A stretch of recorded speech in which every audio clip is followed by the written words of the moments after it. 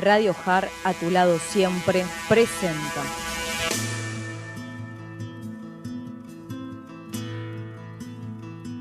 Al escritor e investigador en física cuántica, Juan de Dios Carrascosa. Creador del programa La Verdad te hace libre.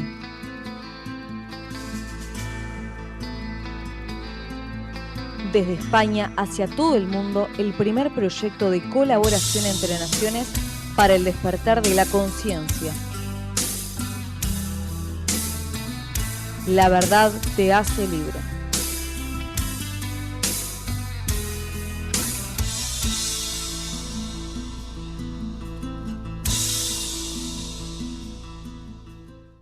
Muy buenos días, Argentina. Saludos a todos los oyentes de Radio JAR, a tu lado siempre.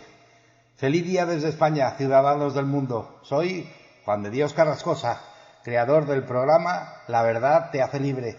Es el primer proyecto de colaboración entre naciones para el despertar de la conciencia, para personas de habla hispana, en el que vamos a ver, en primer lugar, qué sabe la nueva ciencia, la neurociencia, sobre el milagro que es el ser humano, tú y yo.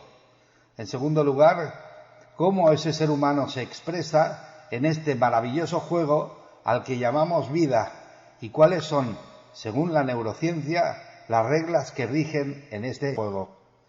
Y en tercer lugar, para materializar nuestros sueños en nuestras vidas, todos sabemos que necesitamos una buena herramienta. Por ello, ¿qué vehículo económico podemos utilizar para poder vivir una vida tranquila, abundante y feliz, haciendo lo que nos apasiona? Así que hoy tenemos como invitado con nosotros a la doctora Ana María Olivas.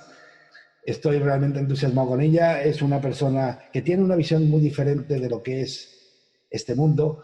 Yo recuerdo cada vez que pienso en ella a Nikola Tesla, que decía: como no empecemos a entender este mundo como energía, magnetismo y campos que se interrelacionan, no entenderemos nada absolutamente.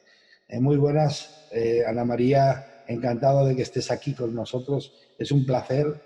Y bueno, eres bióloga, eres médico, pero tienes la medicina enfocada de otra forma diferente. Colaboras con todo lo que puedes en todos los campos, a nivel del crecimiento personal, a nivel de la relación con las personas, a nivel de la bioenergética, el biomagnetismo. Bueno, pero a mí, personalmente, siempre hay algo que me interesa. ¿Quién es realmente Ana María Olivas como persona? Bueno, Juan de Dios, pues muchas gracias por esta posibilidad de expresarme. A mí siempre me gusta mucho compartir. Y respecto a tu pregunta, ¿quién soy? Pues no lo sé si eso tiene respuesta. No tengo ni idea. La verdad es que durante un tiempo sí estuve buscando muy intensamente esa respuesta de quién soy yo, y llegó un punto en el que me di cuenta que quizás la única respuesta era un yo soy, sin ponerle ningún adjetivo detrás, porque cualquier otra cosa que pones te limita. Sí que es verdad que las personas tenemos ciertas características físicas, mentales, emocionales. Yo me defino como un ser humano que intenta disfrutar al máximo de esta experiencia sobre la Tierra, y disfrutar para mí significa también ser consciente de todo lo que está ocurriendo y sembrar semillas para que el mañana siempre sea igual o mejor que el hoy. Así que es una respuesta pues casi sin responderte, Sí, ¿no? no, pero te entiendo perfectamente, porque si a mí ahora me preguntasen tú quién eres, con lo que yo ya sé diría, pues en ello estoy buscando saber quién soy realmente. Porque, claro, en primer lugar nos identificamos con la imagen, y la imagen no tiene nada que ver muchas veces con lo que hay detrás. Somos muchísimo más que una imagen, muchísimo más que una representación. Y me encanta, me ha llamado la atención eso de creadora y formadora del método sabio. ¿Sabes? ¿Puedes explicar un poco más a qué se refiere? Sí, bueno, a ver, yo cuando empecé a especializarme dentro de mi formación técnica, me empecé a especializar en una visión electromagnética, en general de la fisiología, digámosle así, es decir, empezar a comprender que detrás de todo lo bioquímico, o sea, nosotros percibimos la vida desde un punto de vista totalmente mecánico y bioquímico, pero al final toda reacción química no deja de ser intercambios de electrones, y cuando tú estás hablando incluso pues, de procesos biológicos muy básicos como el ATP, son puras cadenas de electrones que se van moviendo, electrones y protones. Entonces me especialicé un poquito en ver esa visión basada en la energía, y dentro de la energía la parte que podemos medir de la energía, que es la parte electromagnética. Entonces, bueno, pues yo me dedicaba en parte a esa práctica terapéutica, y hubo gente que me empezó a decir, oye, yo quiero hacer lo mismo que haces tú, y entonces lo que hice fue protocolizar ese conocimiento y esa práctica de manera que otras personas pudieran pues, clonarme, pudieran hacer lo mismo que yo hago, y entonces de ahí salió Salud Bioenergética, abreviado SABIO. Ah, perfecto. El Sí. método SABIO es el método de buscar la salud desde una visión no bioquímica, sino basada en la energía, y bueno, pues con todos los protocolos y toda la metodología que es la que yo habitualmente utilizo, tanto para valorar cómo está una persona como para intentar optimizar a la medida de lo posible pues todas sus estructuras, ¿no? ¿Tú crees que en un momento dado todo lo que pasa en la vida está interrelacionado para que luego al final te acerques más a tu objetivo, a tu misión de vida, a tu pasión? Pues sí, claro, para mí es obvio que sí. Para mí en mi mente es evidente que no existe la separación entre nada. Desde la física cuántica nos lo repiten una y otra vez. Todo está interconectado, todo está unido. Lo que pasa es que nuestra mente, como vehículo que utilizamos para... Mira, yo suelo decir que tenemos como diferentes medioambientes en los que interaccionamos. Y en cada medioambiente tú tienes una interfaz que te permite interactuar. Tienes un medio ambiente físico y tienes tu interfaz física, que es tu cuerpo. Tienes un medio ambiente emocional y tienes una interfaz emocional. Y tienes un medio ambiente mental y tienes una interfaz mental. Entonces, todo eso son como estructuras que nosotros tenemos, pero obviamente tú eres el que utiliza todas esas estructuras, ¿sí? Y dentro de esa unidad que yo percibo en mí, en la que mi cuerpo, mi mente, mis emociones no son cosas separadas, sino que están unidas, esa unidad la percibo en todo lo que existe. Percibo que entre tú y yo puede haber una interfaz que aparentemente es diferente, pero que en el fondo todo está conectado. El aire que tú respiras, el aire que tú exhalas en algún momento es el que yo inhalo. Entonces, considerarte separado de mí es un poco una tontería. Es como considerar que los árboles están separados de ti, pero si parte de tu sistema respiratorio está en los árboles, entonces, ¿de qué separación estás hablando, no? Entonces, para mí todo está absolutamente interconectado, porque al final, cuando tú piensas en términos de, por ejemplo, campo electromagnético, un campo electromagnético se amortigua con la distancia, pero no termina. Es más fácil de pensar incluso con un campo magnético puro, ¿no? Con un imán. Un imán no hay un punto donde dices, a partir de aquí el imán ya no tiene ningún efecto, ¿no? Se va amortiguando con ese límite hacia el infinito, pero que nunca desaparece. Entonces, si yo soy un imán humano porque tengo un campo electromagnético y no tengo un límite, no tengo una piel, o sea, no tengo una piel, pero el campo electromagnético no tiene ninguna piel que diga, termina aquí. Entonces, ¿dónde está la distancia entre tú y yo? ¿Dónde está la diferencia? Y si no lo está en lo físico, no lo está en ningún otro de las interfaces o de los medioambientes, porque al final eso no son más que recursos pedagógicos que utilizamos para podernos entender. Entonces, yo considero que todo lo que ocurre está en sincronía, en absoluta sincronía, pero no porque esté en sincronía, sino porque está unido. Mira, hay una imagen que para mí es muy gráfica, que es la de cuando David Bohm, que fue uno de los grandes físicos del siglo pasado, David Bohm pone el ejemplo ese de dos cámaras que están enfocando al mismo pez desde dos ángulos diferentes. Y entonces tienes dos operadores que cada uno de ellos está describiéndote qué ve en la pantalla. Entonces uno te dice, estoy viendo el pez que se dirige hacia la izquierda, y el otro dice, yo estoy viendo el pez que se dirige a la derecha. Pero parece que claro, según ellos hay dos peces, en realidad sabemos que solo hay un pez, que lo están viendo desde dos ángulos, pero ellos ven dos peces y lo que ven son dos peces que se mueven totalmente sincrónicos. Claro que se mueven sincrónicos, porque es el mismo pez. Claro. ¿Sabes? Entonces, esa imagen, no sé si la he descrito bien, pero para mí es como tan evidente que eso es lo que nos ocurre en la manera en la que hacemos ciencia en este momento, ¿no? En la que tú estás viendo como dos cosas que aparentemente son diferentes, pero que, curiosamente, están sincronizadas. No, es que no es que estén sincronizadas, es que o es la misma cosa o están totalmente unidas, ¿no? Pone otro ejemplo de dos postes apoyados sobre la arena, que de repente cuando se cae uno, se cae el otro. No es que cuando se cae uno, se cae el otro, es que hay algo invisible que tú no ves, que es el mar, que empuja al uno y empuja al otro. Entonces, con estas imágenes, yo creo que se expresa, al menos para mí, él lo expresa como muy claro que hay cosas que nosotros no percibimos y que es la unidad que está de fondo entre todo lo que existe. Y eso ocurre a nivel microscópico, a nivel macroscópico, y al menos yo pues sí tengo muchas experiencias de vida de esa unidad, de esas personas que aparecen de la nada en tu vida, te pegan un revolcón y te redirigen para otro lugar y luego desaparecen. ¿Y qué es eso si no, pues yo digo siempre un alma infinitamente amada que lo que hace es volverte a poner en el track en el que tenías que estar, ¿no? En la pista en la que tenías que estar y que por lo que fuera pues te despistaste. Y entonces eso para mí es algo que es como muy claro, muy fácil y muy evidente, que encarnamos un equipo y que aquí estamos todos juntos en lo mismo, que esto no es una cosa individual, a pesar de que tú te percibas como individual y tengas tu propia conciencia, ¿no? Pero que al final esto aquí o estamos todos o no hay salida, ¿no? Sí, me hace mucha gracia porque realmente cuando hablas así me recuerda algo que yo siento profundamente, ¿no? Cogimos un programa, haciendo un símil con un PC, un ordenador, cogimos un programa cuando nos educaron, de 0 a 7 años montamos el programa y no nos damos cuenta que no hay hoy ningún ordenador que pudiese funcionar con un programa de 1965. Tendría que ser, hay que activarlo, hay que actualizarlo. Y yo creo que ese es el problema de mucha gente, que no actualiza la información, se cree de pies juntillas que lo que sus padres dijeron era cierto, y en cierto modo es verdad, porque te dieron todo su corazón, te dieron lo mejor, lo que ellos sabían. Y lo que sabían era lo que sabían. Pero ¿qué pasa? De lo que sabían a lo que es verdad hay una diferencia brutal. La cabeza podría explotar si alguna de esas personas que de alguna manera no ha actualizado su información, si le dices, oye, pues hay un principio de superposición que escapa a todo lo que es lo físico, de espacio, tiempo y demás, podría explotarle en la cabeza, decir, oye, ¿cómo un principio de superposición? Entonces, yo he puesto esta puntualización porque lo que quiero es que tenemos muchísima responsabilidad, mucho más de lo que nos parece. Esto lo va a oír, lo va a ver muchísima gente. Entonces yo quiero poner hincapié en eso. ¿Tú crees que de verdad a la palabra formación habría que añadirle justo encima continua? Sí, claro, debería ser así.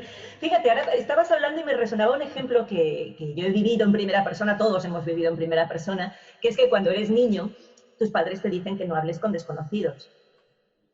Sí, porque cuando eres pequeñito, te dicen Sí, no hables con desconocidos, no aceptes sí. nada, no aceptes un caramelo que te dé un desconocido, no aceptes nada de un desconocido.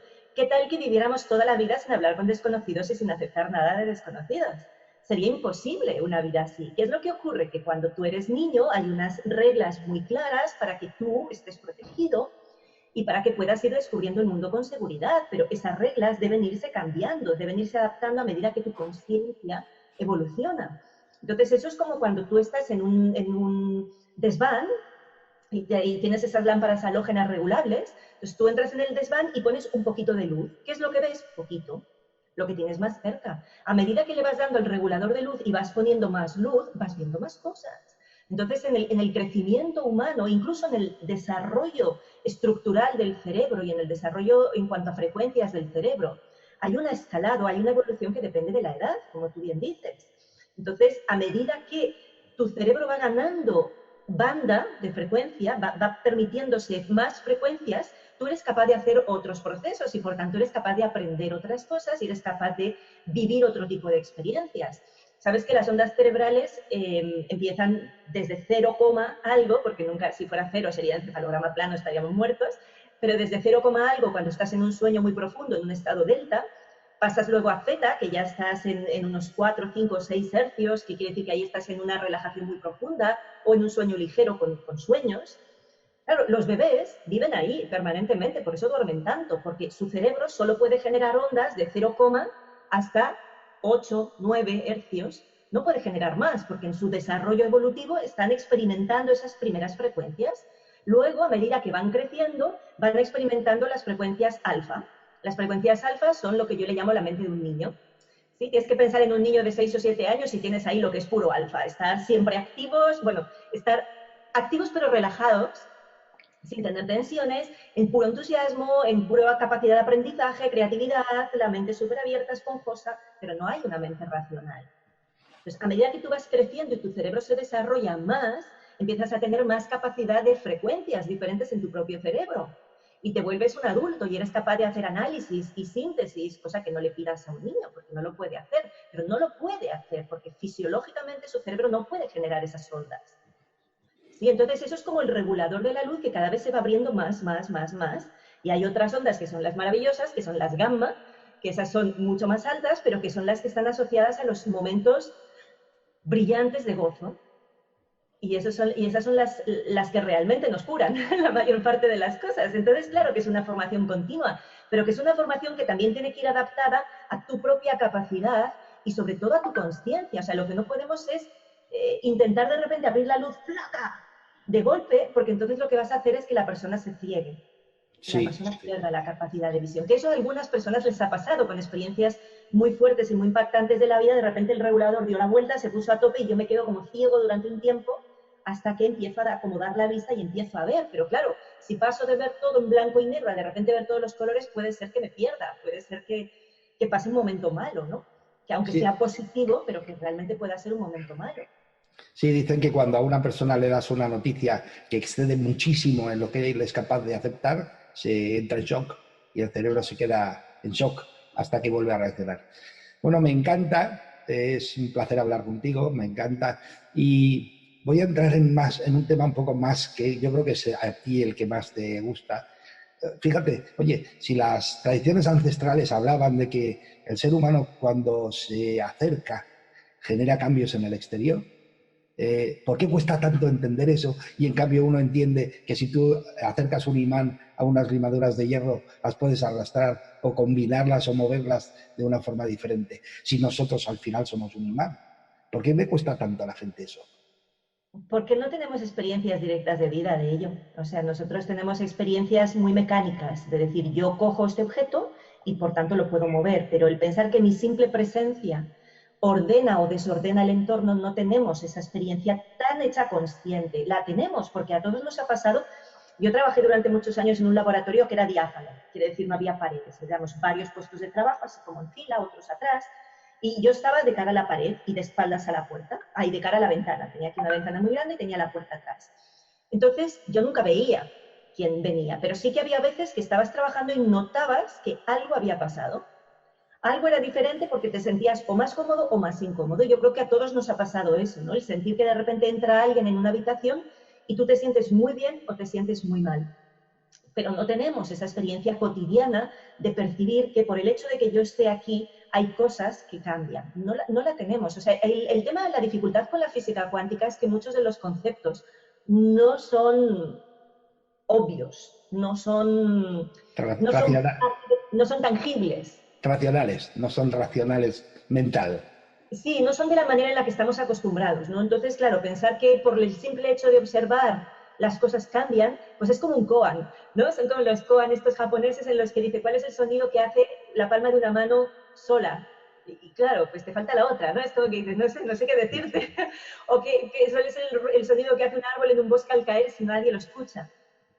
¿Hace ruido o no hace ruido? Claro, pues si no hay observador, aparentemente nada existe. Pero claro, luego la pregunta es, te vas un paso para atrás, ¿quién es el observador?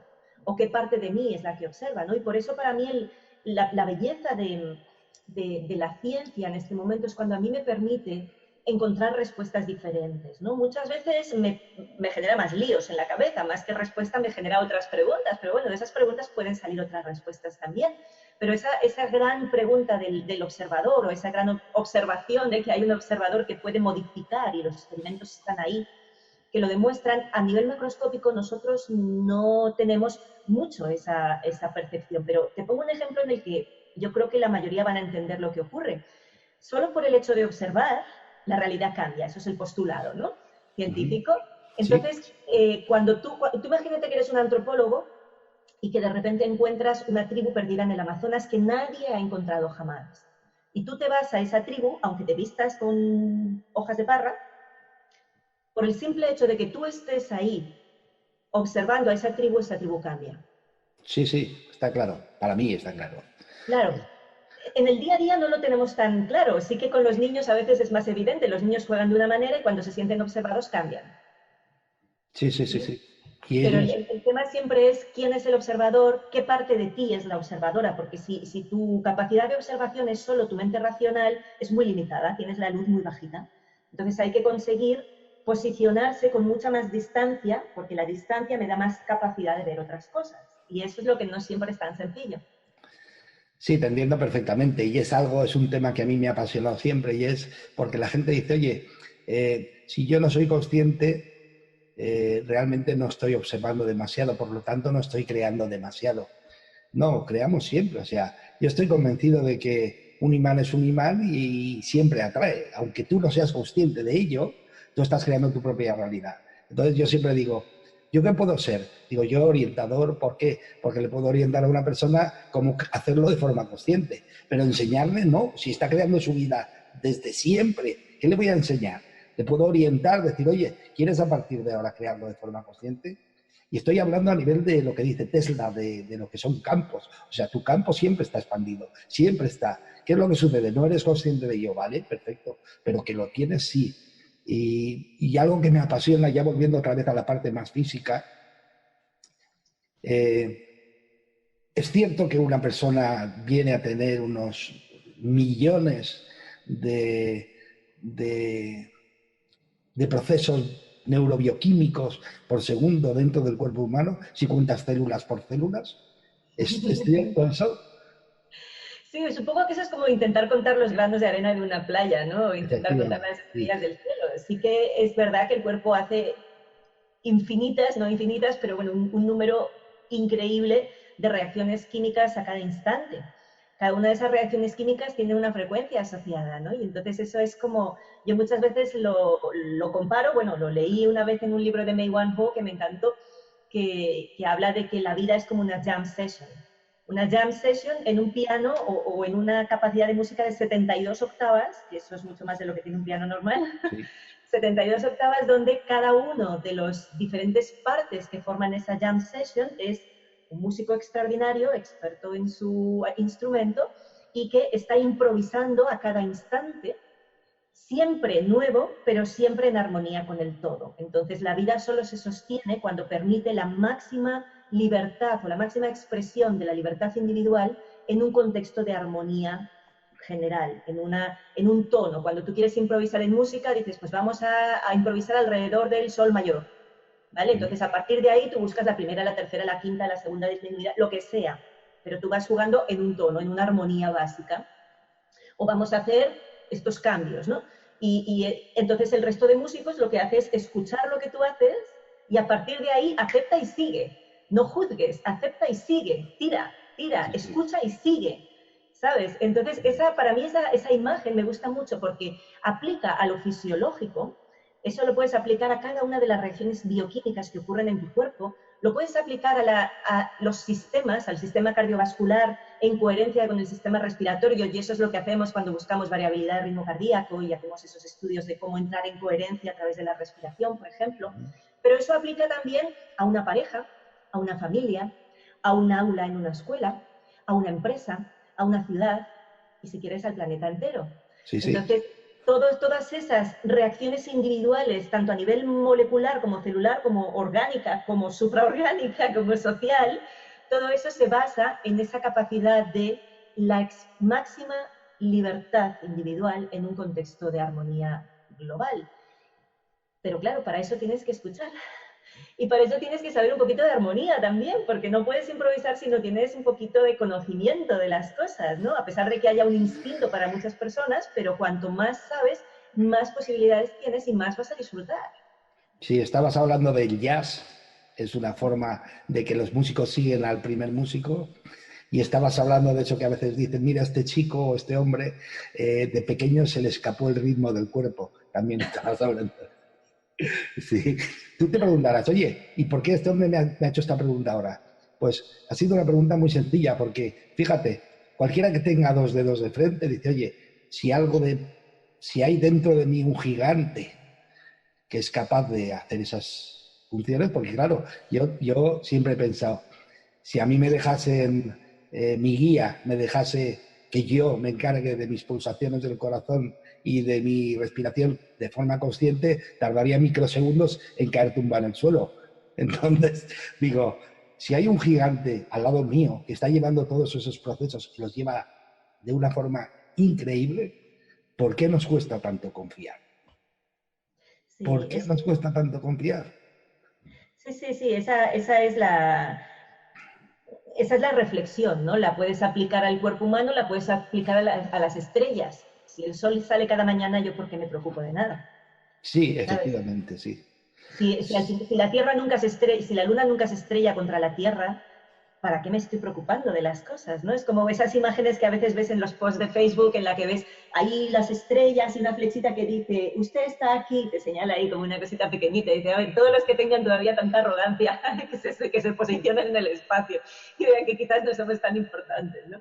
Pero sí que, por un lado, damos por garantizadas muchas cosas. ¿Sabes? Por un lado, nos levantamos por la mañana y damos por garantizado que yo debería levantarme por la mañana, porque es lo normal, pero es que levantarte por la mañana es un milagro. Sí. ¿Cuántas personas no se levantan porque se les acabó el tiempo durante la noche? ¿Cuántas personas han tenido un accidente? ¿Cuántas personas han tenido un infarto? ¿Cuántas personas se les acabó? Y en cambio nosotros damos por hecho que eso debería ser así, cuando deberíamos sorprendernos y agradecer a cada instante que el milagro de la vida sigue siendo un milagro en nosotros, ¿no? Y por otro lado, pues sí, claro, o sea, el tema es un tema de conciencia. Si mi cuerpo es capaz de mantenerse sano a sí mismo, ¿por qué tengo la arrogancia de pensar que puedo regularlo desde fuera? Ujú. Que sé que es lo que hay que cambiar, que, ¿sabes? Hay muchas cositas que si tuviéramos eso bien claro dejaríamos de pensar y cambiaríamos mucho, pero la mayoría de la gente ni siquiera se ha planteado eso. Ni siquiera se ha planteado que el sol haya salido esta mañana exactamente por el sitio que debería salir y que la Tierra, que la Luna no se haya estrellado contra la Tierra y que no nos haya impactado un asteroide, un cometa, ni nada de todo eso. Pues eso forma parte del orden milagroso y maravilloso de la vida, de la que nosotros somos parte. Y entonces, si mi cuerpo puede hacer todo eso, ¿por qué no confío más en la vida? ¿Por qué no confío más en la perfección de todo lo que ocurre? Y el tema es porque tenemos demasiadas expectativas de cómo deberían ser las cosas. Entonces, cuando tú tienes muchas expectativas de cómo debería ser la vida, cómo debería tratarte, lo que te debería ocurrir, lo que no te debería ocurrir, estás solo enfocado en todo aquello que no va según tus planes y dejas de darte cuenta de todas las cosas que sostienen tu vida y dejas de estar agradecido. Por eso el agradecimiento es uno de los antídotos más poderosos que tenemos en la vida contra cualquier mal, prácticamente contra cualquier mal, porque es el que nos posiciona en un lugar de humildad, de reconocimiento, de no dar por supuesto nada y de simplemente estar presentemente, quiero decir, en el presente y con presencia, reconociendo la verdad, porque eso al final es el agradecimiento, ¿no? Es reconocer la verdad de lo que está ocurriendo ahí. Pero sí, Es, es... es increíble el sincronismo a veces porque estaba pensando, digo, tú date cuenta, solo el hecho de poder tocar, sentir la textura de cualquier cosa, la emoción de tocar la cara de una persona, el ver, el oír, o sea, lo que tú decías, damos cosas por hechas ya, y esos son verdaderos milagros. O sea, me acuerdo de un cuento sufi que decía que le preguntaban a una niña que cuáles eran las 7 maravillas del mundo en un colegio, y dice ver, oír, tocar, sentir, saborear. Claro, es que esas son las maravillas. O sea, precisamente yo estoy convencido que estoy aquí por poder utilizar esas maravillas para experimentar. Porque si no, no podría experimentar aquí. Tengo que bajar mi nivel de materia al nivel que hay aquí para poder experimentar. Y para eso necesitaba un cuerpo físico. Y digo sincronismo porque estaba pensando, oye, toda esa gente que realmente lo pasa mal y tiene su cabeza siempre metida en líos, fíjate si es sencillo, lo estabas comentando tú, ¿por qué no se dedican a agradecer? Cuando te dedicas a agradecer, tu cabeza deja de sentir malas emociones por lo que estás pensando. Entonces dejas de pensar en lo que estabas pensando y empiezas a nutrir tu cabeza con cosas que realmente son fantásticas. Y es curioso que todas las religiones, todas las culturas hablan de agradecer. Todas, en todos los sitios. De verdad podía ser una herramienta muy potente el agradecer. Sí, para mí es una de las herramientas más potentes. Lo que pasa es que a mí tampoco me gusta banalizar el dolor de los demás, ¿sabes? Yo creo que el dolor es algo que todos hemos sufrido, tú lo has sufrido, yo lo he sufrido. cuando estás ahí y realmente no ves nada, es una experiencia muy dura y muy difícil, y a mí no me gusta tampoco banalizarla en el sentido de decir, ponte a agradecer y se te pasarán todos tus males. No, también hay que poner conciencia en esos males, ¿no? Al final todos tenemos heridas, y esas heridas suelen venir desde muy atrás, desde la infancia. Esas heridas hacen que cerremos el corazón. Cuando tú cierras el corazón, la mente se pone a parlotear. La mente busca cualquier tipo de excusa para hablar y hablar y hablar y hablar, y te vuelves adicto a un montón de cosas simplemente para anestesiar tu propio dolor, ¿no? Entonces ahí hace falta un trabajo.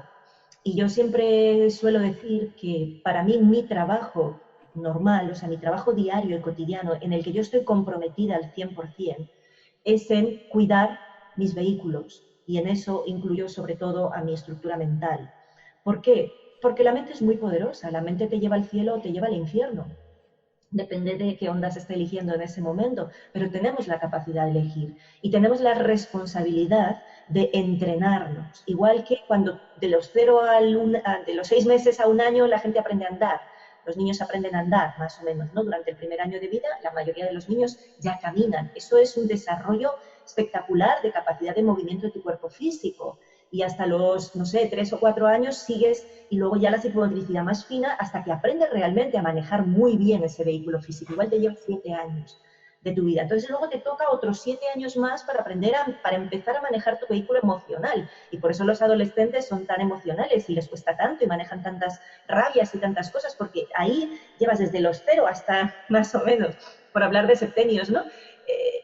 Te toca todavía un montón más de años hasta que eres capaz de manejar tus emociones mínimamente. Pero luego, fíjate que la mayoría de edad en muchas culturas son los 21, porque es el tercer septenio, que es cuando desde los 0 hasta los 21 estás intentando aprender a manejar tu vehículo mental, y a partir de ahí se te considera adulto.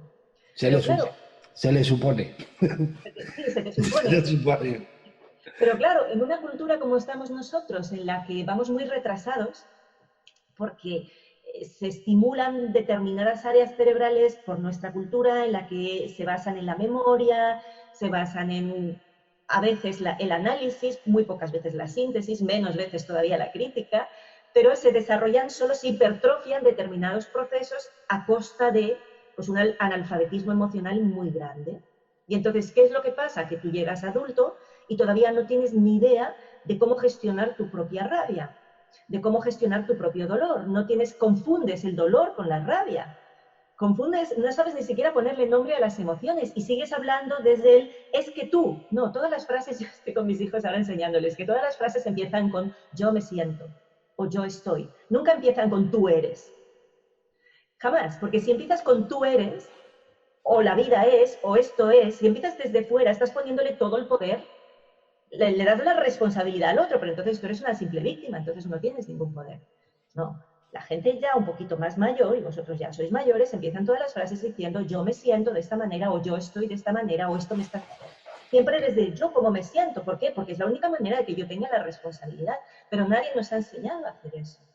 Entonces seguimos culpando a lo de fuera, entre las expectativas que tienes de cómo debería ser tu vida, o cómo las cosas que te deberían haber pasado, cómo las otras personas deberían haberse comportado contigo. Todas esas expectativas, el analfabetismo absoluto emocional que tenemos, que no es culpa de nadie, sino es simplemente que nuestra sociedad pues, ha evolucionado de una determinada manera, pues ¿qué es lo que tienes? Bombas de relojería. Bombas de relojería. Entonces hay que volver desde el inicio, desde el principio, desde ese expresarme desde lo que yo estoy sintiendo, porque yo soy la única dueña de todo lo que estoy sintiendo. Lo que siento, lo siento en mí. Fíjate una cosa interesante, que es una reflexión que yo le hago muchas veces. ¿Dónde estás sintiendo la rabia? ¿Dónde estás sintiendo la tristeza? Y la gente señala pues partes de su cuerpo, ¿vale? Entonces es tuyo. Si es tuyo, no le eches la culpa a nadie.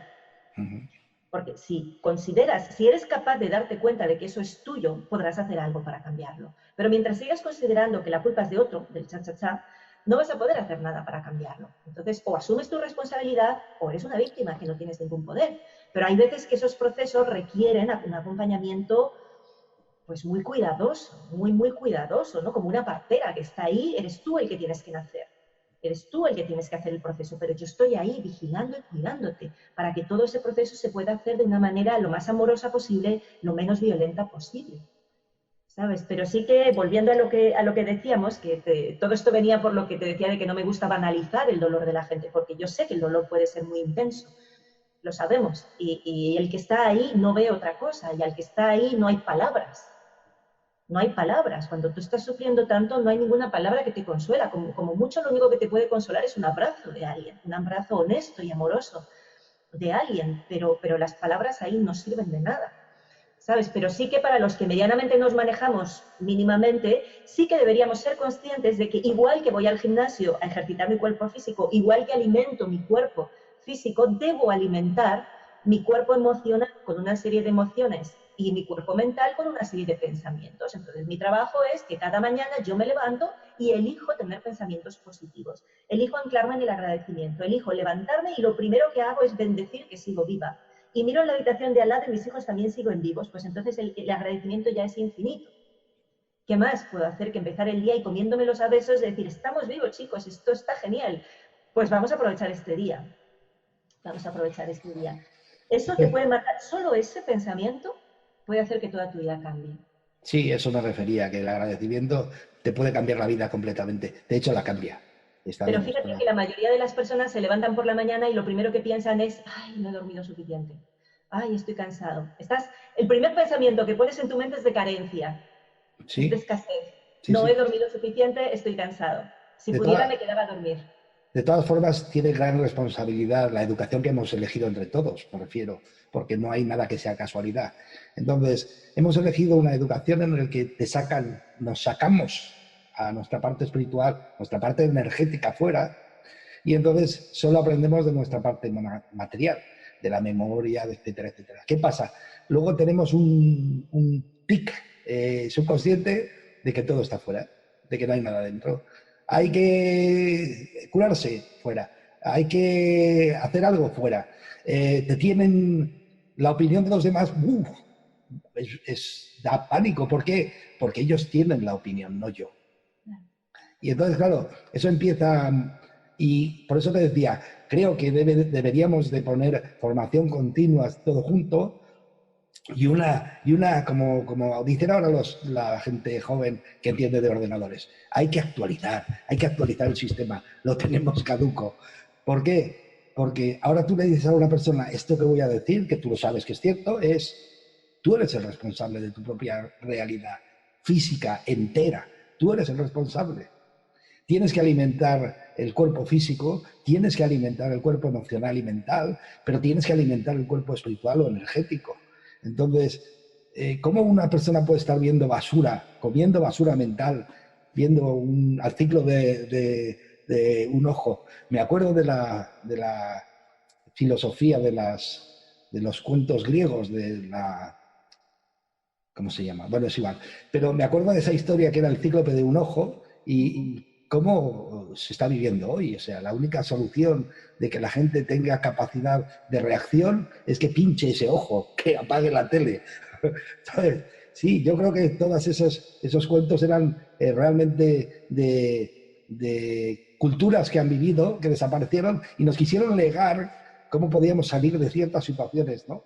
En este caso se está viviendo la situación de la información, y la información viene por un ojo. Y me acuerdo yo de aquel cuento griego, y cierto es, para poder empezar a tener una información mucho más neutra, mucho más parcial, mucho más actual, real, deberíamos de pinchar ese ojo de ese cíclope y empezar a tener una formación diferente. Claro, pero para eso tienes que enseñarle a la gente primero cómo utilizar su mente y cómo pararla. Porque el gran problema es que nuestra sociedad, desde muy chiquitines, y de hecho hoy en día, desde que son bebés, lo que hace es hiperestimular el cerebro tanto que mis ondas cerebrales se van muy rápido a un estado de estrés, a un estado de beta 3, que es un estado de puro estrés. Entonces, ¿qué es lo que pasa? Que si nadie me ha enseñado o yo no he practicado lo suficiente, piensa en nosotros, por ejemplo, ¿no? Que ya tenemos una edad y que fuimos criados con una niñez muy diferente a como son los niños ahora.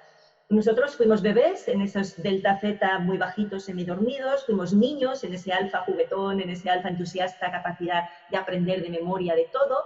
Hemos sido adultos, estamos siendo adultos, hemos llegado a todas las bandas medianamente, pero hoy en día, ¿qué es lo que hace la gente? Se levanta por la mañana porque suena la alarma del teléfono y en el momento en que apaga la alarma, mira los mensajes, mira los WhatsApp, mira los correos. ¿Qué pasa? Que mi mente, que estaba dormida, salta ¡pling!, a un máximo estrés. Y no practico la zona del medio, que es la zona de la relajación, la creatividad, el entusiasmo. No lo practico porque hago un salto. Las neuronas que se disparan juntas se acaban uniendo. Entonces, ¿qué es lo que pasa? Que luego quiero volver a dormir, pero no puedo volver a dormir porque como no he practicado la bajada, no he practicado la subida, no he practicado la bajada, no he practicado este camino, lo único que puedo hacer es saltar y anestesiarme. ¿Cómo me anestesio? Con las social media, con Facebook, Instagram y todo eso, a base de hacer así, en el Sí. teléfono, durante horas, sin leer nada y sin ver nada, pero voy haciendo así y dándole likes a todo el mundo, like, y ya está. O me anestesio poniendo la tele, o me anestesio tomándome una copita de vino, o fumándome un porro, o lo que toque, en función de mi edad, de mi estatus, de mi economía, de mi lo que sea, ¿sabes? Entonces, claro, hasta que yo no le enseñe a la gente cómo ir por el camino normal, en vez de tomar ese atajo, que al final es el atajo de la muerte, porque ese es el que me lleva de la medianoche al mediodía, metafóricamente, ¿no? De estar profundamente dormido a estar súper activo, pero me pierdo el amanecer y el atardecer, que son los momentos más bonitos de la vida. Entonces, si yo sigo practicando ese atajo de medianoche a mediodía, luego, claro, necesito otro atajo para poder desconectar mi cerebro. Entonces, lo que hay que hacer, además de cortar de pinchar ese ojo, es enseñarle a la gente de vuelta cómo recorrer ese amanecer, cómo generar momentos de amanecer y momentos de atardecer en tu día, de manera que tu vida se vuelva a llenar de colores, de manera que vuelvas a recuperar todas tus capacidades que no has practicado porque la vida te lleva. Y en los niños hoy en día todavía es mucho más extremo, porque ni siquiera les estamos dejando vivir una niñez en la que puedan estar fortaleciendo esas ondas cerebrales más bajas y generando realmente conexiones neuronales adecuadas, y les estamos llevando directamente con tanto estímulo a un modo de funcionamiento cerebral que no es ni saludable ni óptimo. Sí, yo tengo un amigo que ya se jubiló, profesor, y él dice que si fuese por él, los niños no aprenderían a leer ni a moverse a nivel de la parte izquierda del cerebro, la parte mecánica, hasta los 7 años. Dice que de los 0 a los 7 años les dejaría disfrutar de esa capacidad que tienen de ver más de lo que nosotros vemos, que lo olvidamos, claro. Y entonces yo estoy completamente de acuerdo. O sea, tenemos dos partes en el cerebro. Dice Gilbert Taylor que tenemos dos personalidades en el cerebro. Tenemos una que es chillona, como los niños malcriados, y que no deja hablar a la otra. Y entonces ese camino que tú dices me ha encantado, porque sí que es cierto, tenemos que aprender a dejar, a silenciar. Y fíjate, ya no a silenciar, sino a convivir con ese diálogo. Y cuando empiezas a convivir con él, esa parte de la personalidad se da cuenta que no le haces ni puñetero caso, que no te opones, pero que no le haces ni puñetero caso, y empieza a bajar el volumen poco a poco. Y entonces empiezas a oír la otra parte, que es la que realmente tiene el todo nuestro. O sea, es como una cuestión de magnetismo, de energía. Y es cierto, también hay que enseñarle a la gente, o por lo menos insinuárselo, y de ahí surgió pues la relajación, la meditación, etcétera, etcétera. La práctica del silencio, la oración. O sea, en todas las culturas se ha utilizado un método para callar, para de alguna forma bajar el volumen de esa personalidad que es estresante, chillona, caprichosa, para poder oír la otra parte nuestra, ¿no? Me encanta esa forma en la que lo has explicado. Ha sido genial, como hemos perdido la práctica en ciertas cosas, y una de ellas en la percepción de que hay otro mundo, y que ya hay ciertos descubrimientos, ciertos experimentos que demuestran que el cerebro tiene esa parte preparada para hacerlo, pero que no se ha practicado y por eso no se hace. Entonces, me encanta tu visión energética de todo esto, da muchísima más comprensión. Y me Sí, acuerdo... respecto a lo que dices, yo me acuerdo una vez que me preguntaron en una entrevista, bueno, pero el científico tal dice que todos los estados expandidos de conciencia o alterados de conciencia, todas las experiencias de tipo místico, son fruto de la bioquímica.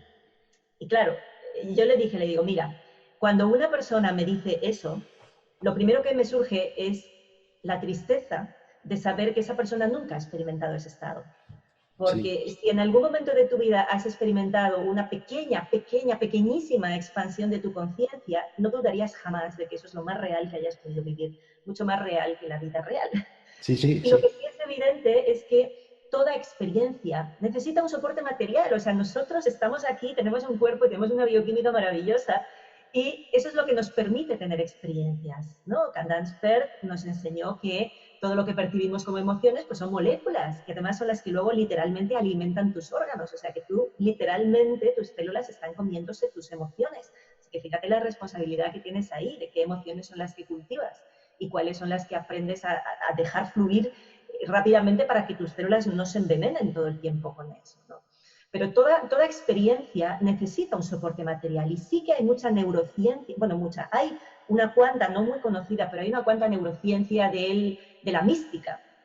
Yo me acabo justo de comprar un libro hace poquito que todavía no lo he podido empezar a leer, pero que tiene que ver con eso, ¿no? Pues la neurociencia de las experiencias místicas, pero es que eso es parte de la naturaleza humana. Lo que pasa es que en esta cultura, en estos últimos 200 años, digámosle así, nos hemos racionalizado tanto, tanto, tanto, que en esa hipertrofia de esa parte cerebral de la razón hemos dejado casi, casi, casi sin recursos y sin desarrollo esa otra parte más emocional. Y el analfabetismo emocional es el que nos limita la experiencia espiritual, porque la parte trascendente tiene mucho de emoción, tiene mucho de sentir, no es racional, es totalmente transracional. Y Ujú. para poder llegar a una mente transracional tengo que saber callar la mente racional. Si no, Efectivamente, no puedo. efectivamente. Te quería comentar, tampoco hay que ser demasiado, no hay que ir a lo místico para de alguna forma ver, estuvieron muy cerca los científicos, de hecho si alguien se toma la molestia, yo lo he hecho, de coger la fórmula de Einstein, la de la relatividad, y simplemente despejas la masa y la pones como la importante, te darás cuenta que la masa es igual a una energía partido por una velocidad. Entonces, todo científico sabe que una energía en movimiento se le llama vibración. Todo científico sabe. Total, que te queda una fórmula en que está, la masa es igual a una vibración. ¿Vale? O sea, ¿qué quiere decir? Que somos duales, porque no puede faltar uno si no faltaría el otro. Entonces, quiere decir que somos materia y energía a la vez. Entonces, si somos materia y energía a la vez, es muy sencillo. La materia se desaparece y se vuelve a incorporar a la naturaleza, pero la energía ni se crea ni se destruye, simplemente se transforma. Llámalo como te dé la gana, llámalo conciencia, alma, como te dé la gana. Pero los científicos lo podían haber demostrado y se quedaron a las puertas. ¿Por qué? No lo entiendo. Pero yo sí que he investigado y me he dado cuenta que somos bivalentes, energía y materia. Entonces, nosotros solo vemos al espejo la materia, pero creemos que no existe la energía, y eso no es cierto. Científicamente está demostrado y cualquiera puede investigar y demostrárselo a sí mismo con la fórmula de Einstein. Y al fin y al cabo es lo que la cuántica llegó, que después de venir de unos años de Descartes, de estudiar solo la carne con ojos, luego se llegó a la conclusión de que, oye, ojo, ojo que somos más. Y encima es curioso porque cualquiera que descubre eso se da cuenta que entonces cómo salían los resultados. Y decían, claro, falseando. ¿Cómo que falseando? ¿Nos han engañado siempre? Digo, en cierto modo sí. ¿Por qué? Tú haces un experimento, sabes el resultado, pero no hay forma de cuadrar esa fórmula. O sea, los múltiplos no hay forma de cuadrar que den ese resultado. Ah, pero eso tiene que darlo porque es verdad, sí. Inventamos un axioma, una constante que multiplique por eso para que nos dé lo que nosotros sabemos que tiene que dar. Es increíble, o sea, se estuvo estudiando una parte y cuadrándola como si fuesen las dos. Y ahora hay que volver a recomponerlo todo y a darnos cuenta que somos materia y energía. Y me ha encantado que tú sacases el enfoque de la energía porque ¿qué estuvo primero? ¿El huevo o la gallina? Todo científico sabe que la energía es la que mantiene la materia, no la materia mantiene la energía. Entonces estuvo antes la energía. Y la energía es imperecedera, es eterna. Entonces, tiene mucha explicación cuando lo hablas así, porque ¿a qué tendría explicación entonces? Oye, ¿un archivo acásico? ¿Eso qué es? Pues la suma de todas las energías, de todos los pensamientos, de toda la gente que ha existido en este planeta durante decenios. Entonces, gracias por sacar el tema de la energía, me ha encantado. Tiene muchísimas más respuestas y me ha parecido una conversación contigo fenomenal. Eso aclara mucho a las personas y de alguna forma, ¿hay algún tip que le puedas decir a alguien que se siente agobiado, que se siente que de alguna forma no ve más allá de la vida que está teniendo para que encuentre esperanza? ¿Es algo así? ¿Tienes tú algún tip, algo que le digas, oye, tendrías que, podías, no sé, alguna cosa? Pues mira, ojalá y tuviera la píldora mágica, pero sí que si alguien en este momento que escucha está sufriendo y está llevando una vida pues, realmente que no es la que quiere, sí le diría, lo primero de todo, que es posible cambiar, que estamos en un universo en el que hay muchas posibilidades y que el cambio es posible, que ese cambio pasa por la consciencia y por la autorresponsabilidad, sin culpa, porque no se trata de culpabilizarse de nada, sino de simplemente observar, y que para mí una de las claves en la vida es alimentar todo aquello que genere entusiasmo. Por un lado, aprender a utilizar mi mente sin juzgar, es decir, aprender a calmar mi mente y llevarla a un estado mucho menos pensante y mucho más relajado, pero sobre todo alimentarla con todo aquello que me haga sentirme bien. Yo digo que una de las claves para la salud y para la vida en general es alimentar el entusiasmo, porque la vida es pasión, la vida es entusiasmo. Entusiasmo etimológicamente es el anhelo de estar lleno de Dios. Y para mí eso es como la clave de todo, porque es de donde surge la vida, es desde ahí. Entonces, todo lo que te ayude a alimentar un poquito el entusiasmo en tu vida, todo lo que te haga sentirte bien por dentro, todo eso es lo que hay que cultivar. Dejar de enfocarnos tanto en intentar eliminar lo malo, porque eso es como intentar barrer un desierto. Quitas una parte y siempre hay más, y siempre hay más, y siempre hay más. Entonces no nos enfoquemos tanto en quitar lo malo, sino en fortalecer todo lo bueno que nosotros tenemos. Si crees que no tienes nada bueno en tu vida, pregúntale a la gente que te quiere, pregúntale cuál es tu don, pregúntale qué es lo que tú sabes hacer de una manera que nadie más sabe hacer, y te sorprenderás cómo la gente desde fuera te percibe de una manera diferente a como tú te percibes. Y muchas veces te dan pistas para que tú entiendas realmente qué es lo que en ti es único, porque todos tenemos algo que es absolutamente único, que nadie más puede hacer de esa manera. Y para mí la clave es fortalecer el entusiasmo, es generar pensamientos alegres, pero una alegría que no es una alegría vacía. Es que el estado natural de la mente es un estado de paz y de felicidad, y simplemente es cuestión de recuperar ese estado a través de el agradecimiento, de la alabanza y de buscar aquellas cositas en la vida y fortalecerlas que me ayuden a sentirme bien. Porque desde ahí es mucho más fácil cambiar lo que tenga que cambiar. Pero si siempre estoy con la mente enroscada en lo malo, le pongo energía. Si yo quiero quitarme mis miedos, lo único que hago es ponerle energía a mis miedos y esos se hacen más grandes. Si yo decido fortalecer mi valentía, si yo decido fortalecer mi capacidad de exponerme a lo nuevo, estoy poniendo la energía en otro lugar y los miedos de a poquito van desapareciendo. Oí una vez de un cuento sufi que si estás mal, vete a ayudar a alguien que está peor y verás cómo empiezas a sentirte mucho mejor. Así es, esa es otra muy buena estrategia. Sí, sí, es que me ha venido a la cabeza porque, como tú has comentado, haz algo que te haga sentir bien. Y es curioso, parece que el ser humano está abocado a ayudar a los demás. ¿Por qué? Porque tú lo sabes, porque lo habrás vivido, se siente una satisfacción diferente cuando consigues hacer algo por alguien que cuando lo consigues por ti. Es muy diferente. Entonces, yo animaría a que la gente se dedique más a ayudar a los demás cuando estés en una situación complicada. Y algo que hemos, me imagino que tú lo habrás leído también, de Joe Dispenza, de Desarrolla tu cerebro, etcétera, etcétera, una palabra de esperanza, de ánimo para la gente que se siente mal. Y no es con actitud de que el dolor es menos, no. Cambiar un camino, una red neuronal, un camino neuronal, cuesta 21 días. 21 Así días. es. Simplemente lo único que tienes que hacer es no repetir lo anterior. O sea, no hay nada que esté, según la filosofía esa de cerebral, de la construcción de los caminos cerebrales, neuronales, no hay nada que esté mal. Simplemente hay un camino que no da el resultado que tú quieres. Solución, cámbialo. ¿Cómo se cambia? Repite otra cosa diferente, como tú la quieras a partir de ahora, 21 días, y en esos 21 días lo cambiarás. Siempre que no vuelvas a repetir entre esos 21 días otra vez lo que habías hecho anteriormente. Bueno, es un tip, un consejo, pero que tú también conocías, porque me has hablado de Joe Dispenza, sé que lo conocías.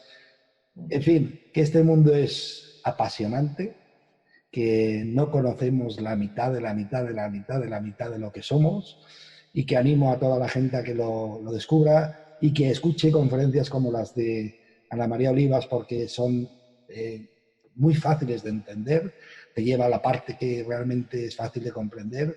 Ha sido un placer, estoy completamente agradecido a ti porque fue pensado y hecho y tú enseguida respondiste, y para mí el proyecto es muy importante.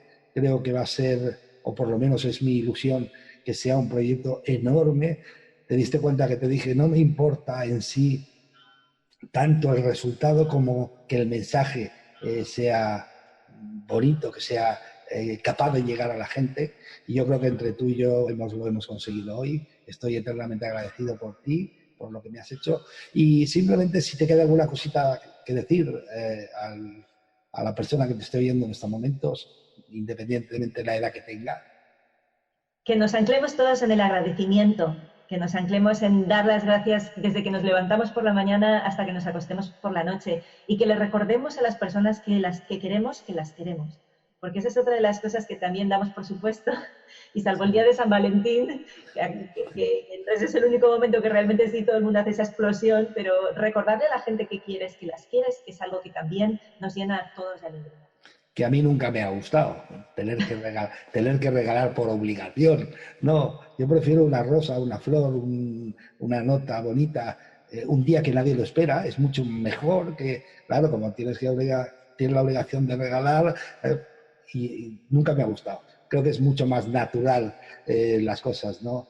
Por ejemplo, el poner el cepillo de dientes, le pones la pasta a la pareja, tanto hombre como mujer, y le pones, no me he ido y ya te echo de menos. No sé, cosas así, que son realmente las que uno dice, oye, no tenía ninguna obligación, no hay fecha que tenga que decir esto, pero me lo ha dicho. Sí, y es otra forma de agradecer, ¿no? Agradecer a la persona que está contigo. He estado encantado, gracias por todo lo que has aportado. Muchas gracias a ti también, Juan de Dios.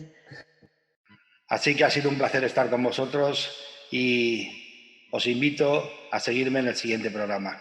Un abrazo y nos vemos pronto.